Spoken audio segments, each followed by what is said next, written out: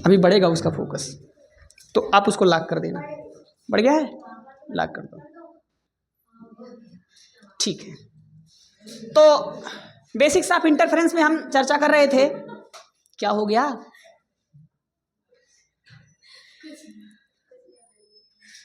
तो देख भाई, व्यतिकरण मैंने कल समझा दिया था।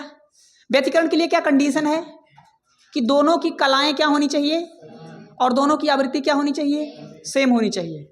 अगर दोनों लाइट जो टकराने वाली हैं उनकी कलाएं और उनकी आवृत्ति अगर सेम हैं तभी इंटरफेरेंस होगा, वरना नहीं होगा। क्लियर है? कोई समस्या? अब प्रॉब्लम ये है ना बाबू, इंटरफेरेंस हम करवाना चाहते हैं तो कैसे करवाएंगे? साहब 2 लाइट मंगवाइए, एक टारच ले लेते हैं, एक दूसरे तरफ से टारच ले लेते हैं, दोनों को टकराते हैं, इंटरफेरेंस होगा ही नहीं। आप सोचोगे सर जी क्यों नहीं हो रहा है इंटरफेरेंस? तो देखो भाई, इंटरफेरेंस के लिए जो मैंने बात बोली है, दोनों की क्या कहते हैं जी, आवृत्ति। आवृत्ति क्या होनी चाहिए? समान होनी चाहिए। और क्या सेम होना चाहिए? कला समान होनी चाहिए, फेज जिसको बोलते हैं, कला समान होना चाहिए। अब सुनिए, तो मेरे भाई उन्हीं लाइट का इंटरफेरेंस हो सकता है, उन्हीं लाइट का व्यतिकरण हो सकता है जिनकी कला और आवृत्ति क्या होनी चाहिए, जिनकी सेम होगी, उन्हीं का ही इंटरफेरेंस होगा। तो मन में सवाल उठता है कि सर जी हम ऐसी लाइट लाएं कहां से जिससे कि उनकी आवृत्ति समान रहे और कला समान रहे? तो फिर क्या हुआ, अमन भाई गया मार्केट में, एक बल्ब खरीद लाया। अब बल्ब खरीद लाया जब उसने सूर्या का, सूर्या कंपनी से बहुत पसंद है, सूर्या कंपनी का एक 100 वाट का बल्ब जो भी है ले आया, छोटा ले आया, और एक दूसरा भी उसी कंपनी का बल्ब ले आया, है ना। दोनों का साइज भी सेम है, दोनों की कंपनी भी सेम है, दोनों का वाट भी सेम है, और इसने जलाया। इसने सोचा था कि जब मैं 2 बल्ब जलाऊंगा, इन दोनों बल्ब को अलग अलग जलाऊंगा, तो क्योंकि कंपनी सेम है, वाट सेम है, साइज सेम है, तो इनकी आवृत्ति क्या हो जाएगी? सेम, और इनकी कला क्या हो जाएगी? सेम। इसने ये सोचा। लेकिन सुनो ध्यान से, इस दुनिया में भगवान ने ही ऐसी कोई स्रोत नहीं बनाया, ऐसी कोई ऑब्जेक्ट नहीं बनाया जिनकी आवृत्ति क्या हो जाए? एग्जैक्टली सेम हो जाए। ऐसा सोर्स संभव ही नहीं है, भगवान ने ही नहीं बनाया। तो अब अगर आप 2 अलग अलग, सर मैं एक ही कंपनी का लाया हूं, एक के मतलब 100 वाट 100 वाट का दोनों है, तो सर एक के आवृत्ति ना देगा? भाई वो तुम सोच रहे हो, एग्जैक्टली सेम नहीं होगा। कंपनी तो लिख देगी कि हाँ भाई साहब 100 वाट का जो फ्रीक्वेंसी है इसका वही फ्रीक्वेंसी इसका है, लेकिन एग्जैक्टली सेम नहीं होगा। और जब तक दोनों की आवृत्ति एग्जैक्टली सेम नहीं होगी तब तक इंटरफेरेंस होगा। इसलिए नॉर्मल कंडीशन में आपको इंटरफेरेंस दिखाई नहीं देगा। तो सर अब इंटरफेरेंस हम करें कैसे? हम लाइट कहाँ से उत्पन्न करें, कहाँ से लाइट जलाएं? जैसे ये देखो, एक बल्ब इधर जल रहा है, एक बल्ब इधर जल रहा है, दोनों 20-20 वाट के हैं, है ना, और दोनों को लगभग लाइट भी सेम मिल रही है, दोनों की जो इंटेंसिटी है वो भी लगभग सेम है, लाइट की तीव्रता भी ठीक है। तो सर यहाँ इंटरफेरेंस बोर्ड पर क्यों नहीं हो रहा है? मैंने आपसे कहा ना, आपको लग रहा है कि इसकी फ्रीक्वेंसी सेम होगी इन दोनों की, लेकिन ऐसा दुनिया में संभव ही नहीं है कि 2 अलग अलग बल्ब या 2 अलग अलग सोर्स से उत्पन्न होने वाली लाइट की फ्रीक्वेंसी सेम हो जाए। भगवान नहीं बना पाए तो इंसान कैसे बनाएगा? सर हम कोशिश तो कर रहे थे कि दोनों एक के कम, भाई साहब तुम कोशिश कर रहे थे, लेकिन एग्जैक्टली सेम जब तक नहीं होगा तब तक उनमें क्या नहीं होगा? इंटरफेरेंस नहीं होगा। तो ये दोनों अलग अलग जो बल्ब आपके सामने हैं, ये दोनों इंटरफेरेंस की घटना क्यों नहीं उत्पन्न कर पा रहे हैं? बताओ जल्दी से। क्योंकि इनकी फ्रीक्वेंसी पहली बात तो सेम नहीं है, और दूसरी बात इनकी जो फेज डिफरेंस है ना वो भी सेम नहीं है, फेज भी अलग हो सकता है, वो समान नहीं है। तो इस पे 2 कारण है, लेकिन जो मेन कारण है वो फ्रीक्वेंसी है। फ्रीक्वेंसी इनकी कभी भी सेम हो ही नहीं सकती। तो मन में अब सवाल उठेगा, सर जी फिर तो दुनिया में कभी भी व्यतिकरण होगा ही नहीं। कहो ना, व्यतिकरण होगा। सर कब होगा? जब दोनों की फ्रीक्वेंसी क्या हो जाएगी? सेम। सर कहाँ से वो दोनों लाइट जलाओगे जब दोनों की फ्रीक्वेंसी सेम हो जाएगी? तो देखो ध्यान से, 2 अलग अलग सोर्स से उत्पन्न होने वाली लाइट की फ्रीक्वेंसी सेम नहीं होगी, ये बात सही है। लेकिन अगर हम किसी तरह से एक ही सोर्स से उत्पन्न होने वाली लाइट को एक दूसरे से टकरा दें तो, समझना ध्यान से, अगर मैं कहता हूं कि ये जो 2 रोशनी इस कमरे में आ रही है 2 बल्ब से, इस बल्ब से और इस बल्ब से, इनकी फ्रीक्वेंसी कुछ होगी, इसकी फ्रीक्वेंसी कुछ होगी, चलो मान लेते हैं इसकी फ्रीक्वेंसी 50 हर्ट है, इसकी फ्रीक्वेंसी 52 हर्ट है, मान लेते हैं। तो दोनों की फ्रीक्वेंसी सेम तो नहीं है भाई, बोलो ना। लेकिन अगर मैं किसी तरह से इसी बल्ब से दो अलग अलग हिस्से में इस लाइट को तोड़ दूं, तो इस बल्ब से निकलने वाली सारी फ्रीक्वेंसी तो सेम होगी ना भाई। इकलौते बल्ब से निकलने वाली सारी रोशनी जो होगी उसकी फ्रीक्वेंसी तो क्या होगी। मानता हूं कि इस बल्ब की फ्रीक्वेंसी 50 है, इस बल्ब की फ्रीक्वेंसी 52 है, या 50.5 है, या 49 है, अलग अलग है, लेकिन इस बल्ब से निकलने वाली जो तमाम किरणें हैं उनकी फ्रीक्वेंसी सेम होगी। दो अलग अलग सोर्स से उत्पन्न होने वाली लाइट की फ्रीक्वेंसी सेम नहीं होगी, कतई नहीं होगी, क्योंकि भगवान नहीं कर पाए। लेकिन एक सोर्स से उत्पन्न होने वाली लाइट की फ्रीक्वेंसी क्या होने वाली है। तो किसी तरह से हम ऐसा जुगाड़ कर लें कि इसमें से कुछ किरणों को दूसरे तरफ भेज दें और कुछ किरणों को, और फिर उनको टकराएं, तो फिर उनकी फ्रीक्वेंसी क्या हो जाएगी मेरे लाल, सेम हो जाएगी। नहीं समझ में आया क्या? मैंने जो बोला है वो ये बोला कि बाबू इंटरफेरेंस के लिए सबसे इंपॉर्टेंट बात है कि फ्रीक्वेंसी सेम करो, और फ्रीक्वेंसी सेम आप दो अलग अलग सोर्स से चलने वाली लाइट का फ्रीक्वेंसी सेम कर नहीं सकते। बात समझे क्या? तो फिर मेरे सामने प्रॉब्लम क्या आ गई कि सर फिर तो इंटरफेरेंस होगा ही नहीं। होगा इंटरफेरेंस हम करवाएंगे। कैसे करवाओगे सर? फ्रीक्वेंसी सेम करके। कैसे करोगे सर? दो अलग अलग सोर्स की फ्रीक्वेंसी में सेम नहीं कर पाऊंगा, लेकिन एक ही लाइट से उत्पन्न होने वाली लाइट को मैं अगर दो हिस्सों में तोड़ दूं और फिर उनको टकराऊं तो उनकी फ्रीक्वेंसी सेम होगी। समझ पा गए? बताओ जल्दी से। अच्छा, कला भी सेम होना चाहिए, ऐसी बात नहीं है कि कला अलग अलग हो। या तो कला में अंतर ना हो, और अगर अंतर हो तो उसका अंतर क्या रहे, कांस्टेंट बना रहे। अच्छा बताओ, कला है क्या? एक एंगल ही तो है। चलो मान लेते हैं आपको पीछे पढ़ाया गया होगा कि जो वेव होती है वो किसका फंक्शन होती है? साइन का फंक्शन होती है। साइन कास का फंक्शन होती है, बोलो ना यार। और दुनिया में जितनी चीजें साइन और कास का फंक्शन होती हैं उन सबको जोड़ने और घटाने के लिए कौन सा नियम लगता है? फेजर। कौन सा नियम लगता है? तो अगर आपको याद हो कि दो वेव को मुझे जोड़ना है, सब ऊपर जा रहा है क्या? क्लास ऊपर जा रही है हमें लगता है। हाँ, अगर मेरे भाई एक लाइट की वेव ये है, चलो मान लेते हैं ये लाइट की वेव है एक, है ना, एक दूसरी लाइट है, ये दोनों लाइट है, ये दोनों व्यतिकरण करेंगे तो जानते हैं क्या होगा, या तो बहुत ज्यादा चमक जाएंगे और या तो अंधेरा हो जाएगा। दो ही कंडीशन है। तो चमकेगा कब? जब दोनों लाइट मिलेगी, और दोनों लाइट मिलेगी इसका मतलब चमकेगा तब, इसका मतलब इसका जो भी इंटेंसिटी होगा और इसका इंटेंसिटी दोनों जुड़ जाएगा, तभी तो एक्स्ट्रा चमक पाएगा। कहीं हवा से उसको चमका देगा कोई, इसकी जो चमक होगी और इसकी चमक होगी, दोनों क्या हो जाएगा? जुड़ जाएगा, तभी वो ज्यादा चमक जाएगा एक्स्ट्रा। अभी आपको पीछे देखा था ना कि जब दो लाइट एक समपोषी व्यतिकरण करती हैं तो वहां पर उजाला हो जाता है, और जब विनाशी व्यतिकरण कर लेती हैं तब अंधेरा हो जाता है। तो उजाला क्यों होता है मेरे भाई? इसकी जो इंटेंसिटी होगी ना, आई, या इसकी चमक कह लो साधारण शब्दों में, और इसकी चमक, इन दोनों की चमक जब जुड़ जाएगी तब एक्स्ट्रा चमक हो जाएगी। समझ रहे ना? तो वहां पर समपोषी व्यतिकरण होगा। तो जब चमक जुड़ करके बढ़ेगी तो बेसिकली वो ज्यादा चमकेगा। तो यही है बाबू, इसी वजह से वो लाइट ज्यादा चमक रही है। ये नहीं कि वहां पर कोई वरदान मिल गया उसको, या ब्रह्मा जी का वो आशीर्वाद आ रहा है, चलो नहीं यहां चमको। इसकी चमक और इसकी चमक जुड़ रही है बेसिकली। तो एक तरह से ये कह सकते हैं कि ये वेव और ये वेव क्या हो रही है? ऐड हो रही है। समझ पा रहे हैं? तो वेव कैसे ऐड होती है ये बताओ? क्योंकि वो साइन का फंक्शन है, तो कैसे ऐड होगी? फेजर अलजेब्रा से। और फेजर अलजेब्रा में अगर आपको याद हो तो ऐसे होता था, वेक्टर नियम से जुड़ेगा ना।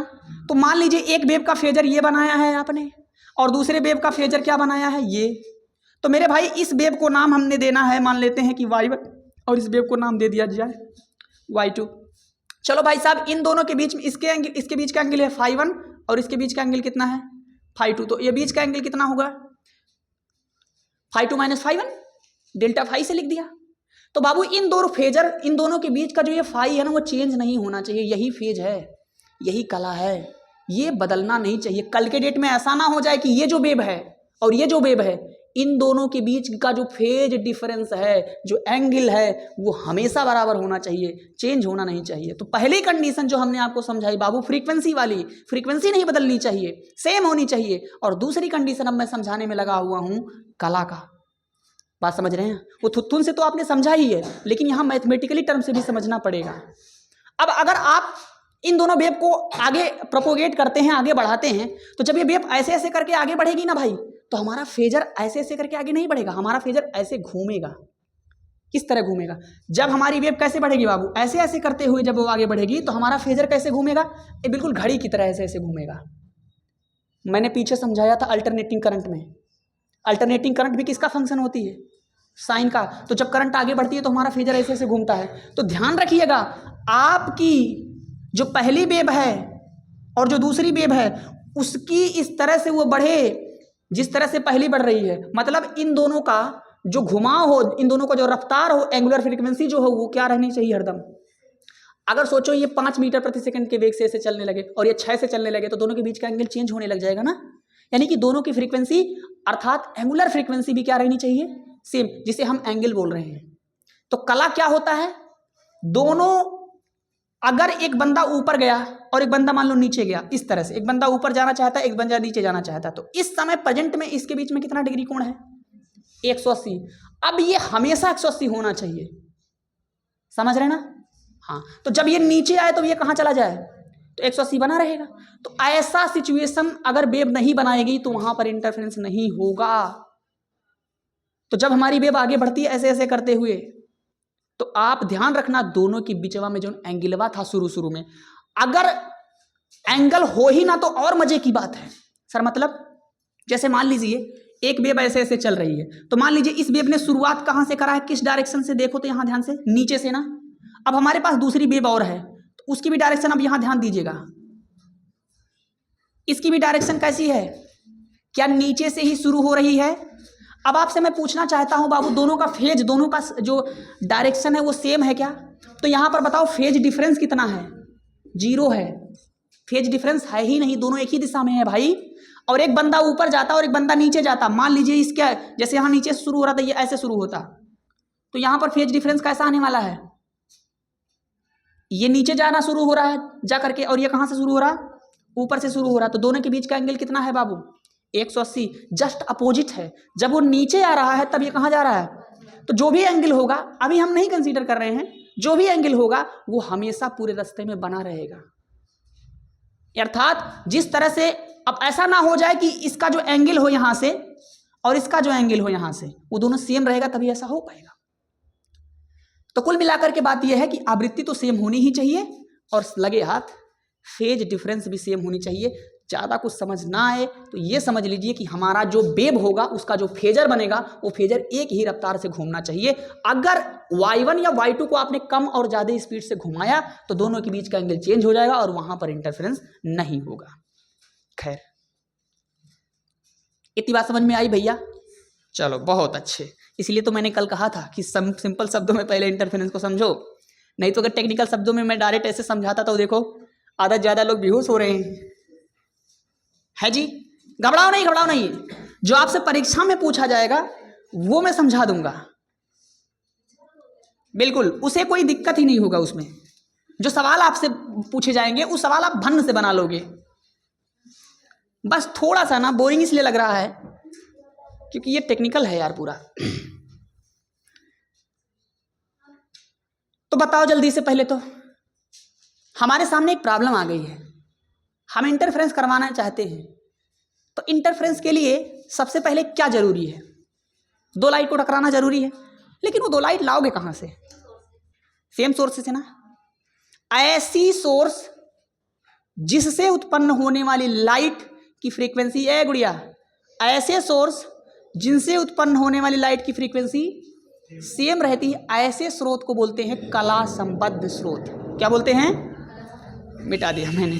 तो सबसे पहली कंडीशन, हमें जो सबसे पहला टर्म समझना है वो यही समझना, coherent source and incoherent source. ये 2 बातें हमें समझनी है। तो हेडिंग लगाइए, कोहेरेंट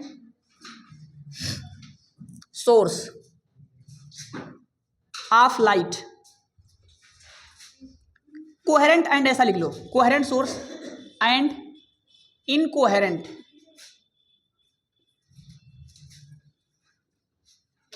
सोर्स ऑफ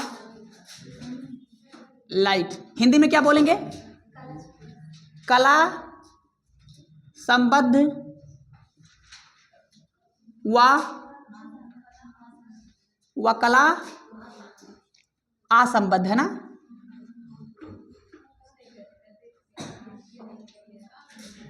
स्रोत। अच्छा एक चीज छूट गया ना, चलो कोई नहीं, ऑफ लाइट, वो पहले जुड़ना था, पहले लिखना पड़ेगा ना, प्रकाश का कला संबद्ध कला असंबद्ध स्रोत। अरे अब समझा करो यार, छूट गया जगह, थोड़ा मैनेज कर लेना। तो ये हेडिंग लगाइए पहले तो आप।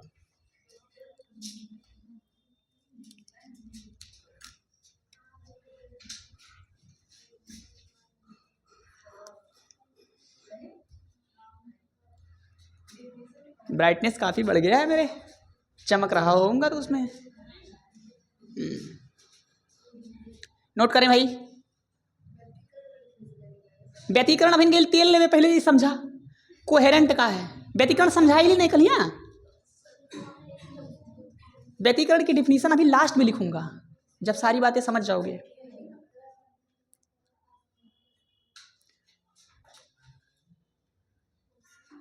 लिखिएगा,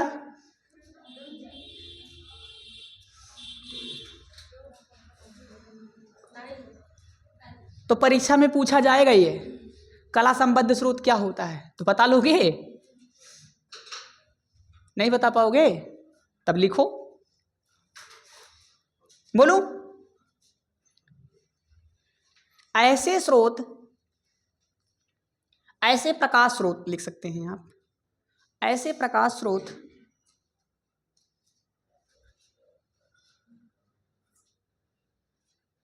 जिनसे उत्पन्न होने वाली,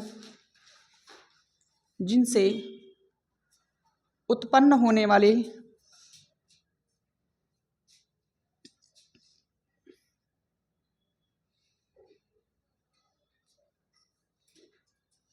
जिनसे उत्पन्न होने वाली प्रकाश किरणें, प्रकाश किरणों की आवृत्ति एक समान हो, आवृत्ति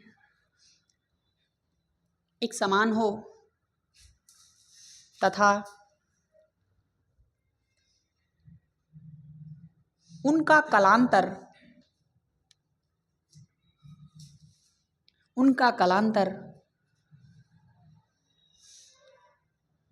या तो शून्य हो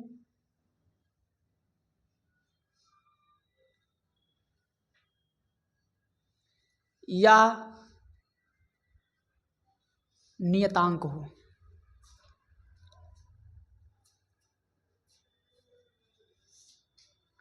एक बार थोड़ा सा मुझे शुरू के लाइन बताइए, क्या बोला मैंने?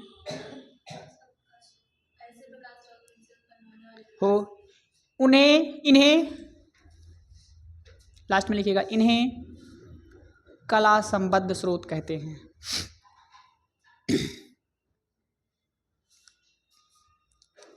इन्हें कला संबद्ध स्रोत कहते हैं।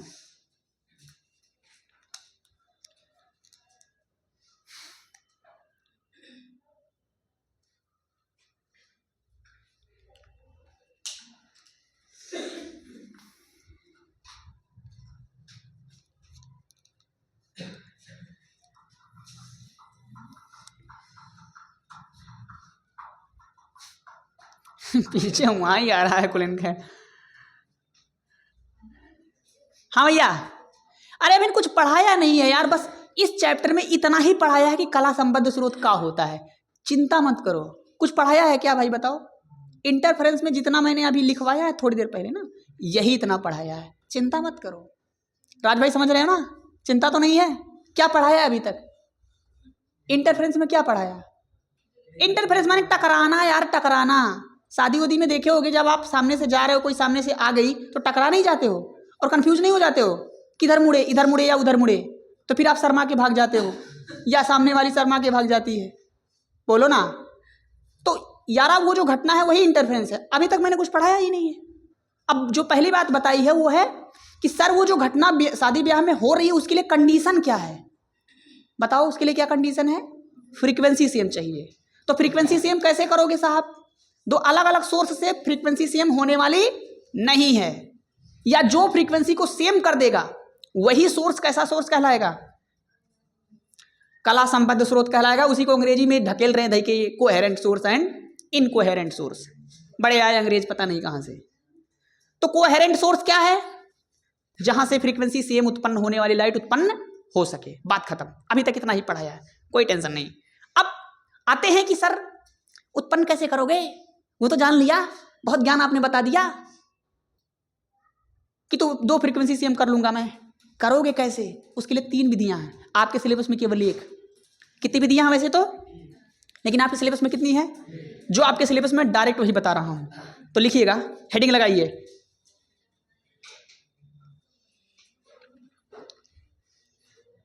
कला संबद्ध स्रोत, कला संबद्ध स्रोत उत्पन्न करने की विधियां,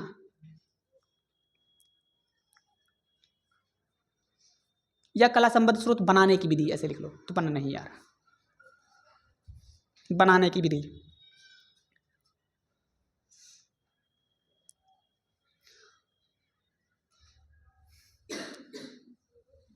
तो कला संबद्ध स्रोत बनाया था किसने भैया, एक साइंटिस्ट हैं, उनका नाम है यंग। क्या नाम है, नाम सुना है क्या? उनका पूरा नाम तो मुझे ध्यान नहीं आ रहा है, जो भी नाम हो आप देख लीजिएगा। यंग उनका शॉर्टकट में, वही YDSC के नाम से जो फेमस हो रहे हैं आगे चल करके, यंग डबल स्लिट एक्सपेरिमेंट कर रहे हैं, वही साइंटिस्ट कला संबद्ध स्रोत बनाने जा रहे हैं। तो आइए जी, कला संबद्ध स्रोत कैसे बनाया जाएगा उसको देख लेते हैं। देखो डियर, उन्होंने क्या किया, एक लाइट लिया, एक लाइट सोर्स लिया, इसका क्या नाम दे देते हैं डियर, S। यहां से लाइट उत्पन्न हुई, चलो मान लेते हैं लाइट ऐसी उत्पन्न हुई, चारों दिशाओं में बढ़ रही है, बातें पंचायतें शुरू हो गई हैं, कोई बात नहीं साहब, शुरू कर लेते हो आप। चलो साहब, ये लाइट उत्पन्न हो गई है, ये मान लीजिए एक तरह से टारच है बाबू, टारच। अब मैंने टारच जलाया, जब आप टारच जलाओगे तो ये लाइट आगे बढ़ेगी कि नहीं बढ़ेगी? अच्छा, इस सोर्स से उत्पन्न होने वाली सारी लाइट की किरणों की फ्रीक्वेंसी क्या होने वाली है, एक जैसी होने वाली है। ये वाली किरण और ये वाली किरण, ऊपर और एकदम जो नीचे है, इन दोनों की फ्रीक्वेंसी क्या है, एक जैसा। इसके बगल वाली की फ्रीक्वेंसी क्या है, एक जैसा।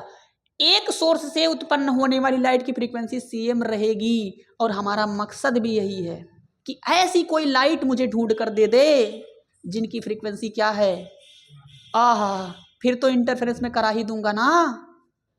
तो फ्रीक्वेंसी सेम कैसे करोगे, दो अलग अलग जगहों से आने वाली लाइट की फ्रीक्वेंसी सेम नहीं हो सकती, एक ही जगह से उत्पन्न कर रहे हैं।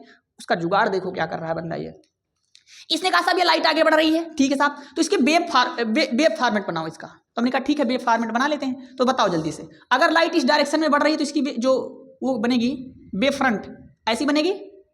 पहली वेव फ्रंट बना दी मैंने, दूसरी बना दी, तीसरी बना दी। देखो बाबू, ऐसे लाइट आगे बढ़ेगी जैसे ये पानी का बुलबुला बढ़ रहा है, बोलो ना। ये वेव फ्रंट के रूप में इस तरह से लाइट हमारी आगे बढ़ रही है।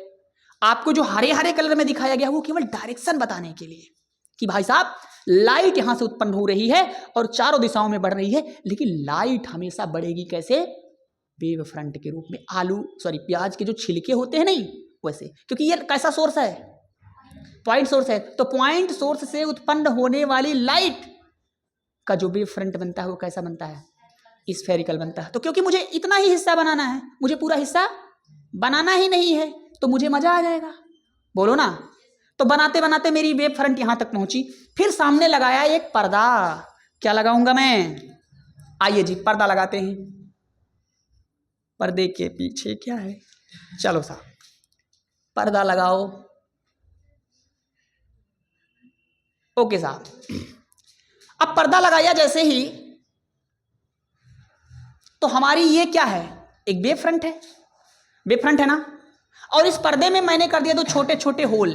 क्या करूंगा, दो छोटे छोटे नन्हे नन्हे और इसको भाई ने बोला था स्लिट।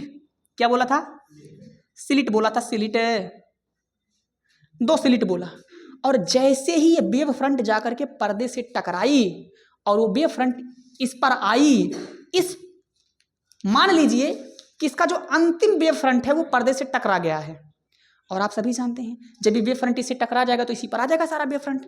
और आप सभी जानते हैं कि हर एक किसी भी वेव फ्रंट का हर एक पॉइंट कैसा बिहेव करने लगता है? सेकेंडरी सोर्स की तरह बिहेव करेगा। तो क्योंकि वो वेव फ्रंट यहां भी पहुंच चुका होगा तो यहां पर भी एक सेकेंडरी सोर्स की तरह बिहेव, हल्ला मचा देगा भाई।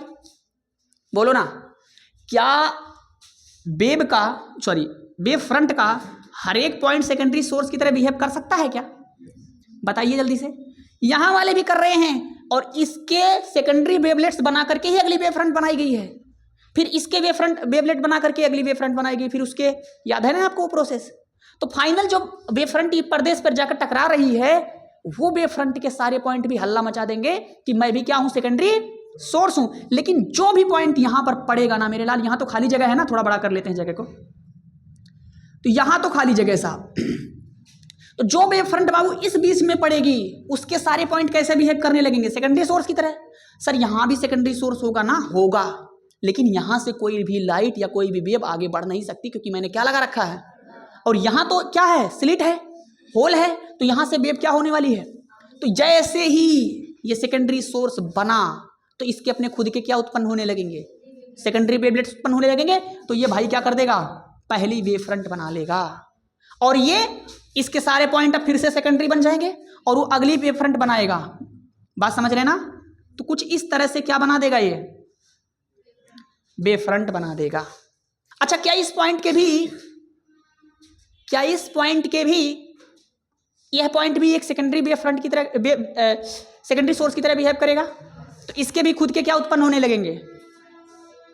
देखो डियर, इस वेव फ्रंट का हर एक पॉइंट अगला वेव फ्रंट बना रहा है।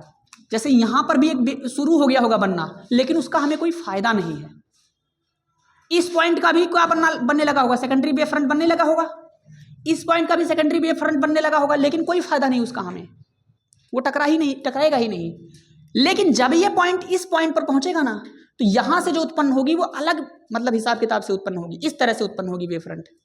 अच्छा साहब, यहां वाला तो यहां वाला ऐसे उत्पन्न करेगा। पहला वेव फ्रंट बना साहब, और ये जब पहला वेव फ्रंट बना तो इसके सारे पॉइंट क्या हल्ला मचा देंगे कि हम भी भैया सेकेंडरी सोर्स हैं। तो इसकी वजह से एक नई वेव फ्रंट बनने वाली है जो इसके जस्ट बगल में बनेगी। हाँ भैया, और बनेगी क्या? ऐसे बनना शुरू हो जाएगा। बोलो भाई। अब मजे की बात बताऊं? अब मजे की बात यह है कि देखो यहां वेव टकरा गई है। कहां टकराई है? कौन देख पा रहा है? ये देखिए साहब, पहला पॉइंट है जहां पर ये दोनों वेव टकराई है। दूसरा पॉइंट मैं आपको दिखाता हूं, यहां देखिए ध्यान से, दिख रहा है? तीसरा पॉइंट यहां, चौथा पॉइंट यहां, पांचवा पॉइंट यहां, छठवां पॉइंट यहां, सातवां पॉइंट यहां। देखो साहब, इस सोर्स से जो भी लाइट उत्पन्न हुई थी उसको मैंने पर्दा लगा करके सेकेंडरी सोर्स बना दिया, यहां पर एक स्लिट बना के। तो यहां से एक अलग वेव फ्रंट बनने लगी और इस पॉइंट से भी एक अलग वेव फ्रंट बनने लगी। तो जब ये वेव फ्रंट आगे बढ़ने लगी, प्रसारित होने लगी, तब ये दोनों जाकर के कहीं ना कहीं क्या कर रही हैं? पानी में एक पत्थर फेंको आप और साइड में दूसरा पत्थर भी फेंको, तो दोनों की लहरें एक दूसरे से टकराती हैं कि नहीं है? लेकिन क्योंकि वहां पर सोर्स अलग है, वहां सेम सोर्स चाहिए, वहां इंटरफेरेंस नहीं हो सकता, क्योंकि सेम फ्रीक्वेंसी आप उत्पन्न कर ही नहीं सकते।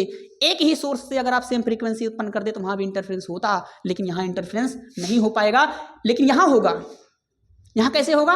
क्योंकि बाबू देखो, हमारी जो मेन लाइट है वो यहीं से उत्पन्न हुई है। क्या यहां जो लाइट आ रही है, यहां जो वेव पहुंच रही है, उसका सोर्स अलग है? उसका सोर्स भी यही है और इस लाइट का भी सोर्स यही है। बस हुआ क्या है, यही लाइट दो अलग अलग हिस्सों में तोड़ दिया है, दो अलग अलग हिस्सों में बांट दिया है जुगाड़ टेक्नोलॉजी से, और आगे चल करके वही लाइट फिर से क्या हो रही है? टकरा जा रही है। और यही तो हम चाहते थे कि हम ऐसी लाइट को टकराएंगे जो सेम फ्रीक्वेंसी की हो और सेम फेज का हो। तो जब सेम ही सोर्स से उत्पन्न करो, एक ही टॉर्च जलाया हूं, तो उसकी फ्रीक्वेंसी और फेज दोनों क्या होने वाला है? सेम होने वाला है। तो पक्की बात है, आगे क्या होने वाला है? इंटरफेरेंस होने वाला है। अभी मैं इंटरफेरेंस पढ़ा नहीं रहा हूं, अभी तो मैं आपको ये समझा रहा हूं कि इंटरफेरेंस होगी कैसे। सेम फ्रीक्वेंसी से होगी और सेम फ्रीक्वेंसी उत्पन्न कैसे करोगे? एक ही सोर्स से पर्दा लगाऊंगा, 2 पॉइंट सेलेक्ट करूंगा और वही आगे चल करके 2 अलग अलग पॉइंटों में टूटेगी जिनकी फ्रीक्वेंसी सेम रहेगी। तो ऐसे सोर्स को हम क्या बोलते हैं? कला संबद्ध। ये फोटो बनाइए, फोटो बनाइए, YDSC में भी काम आएगा। तेजी से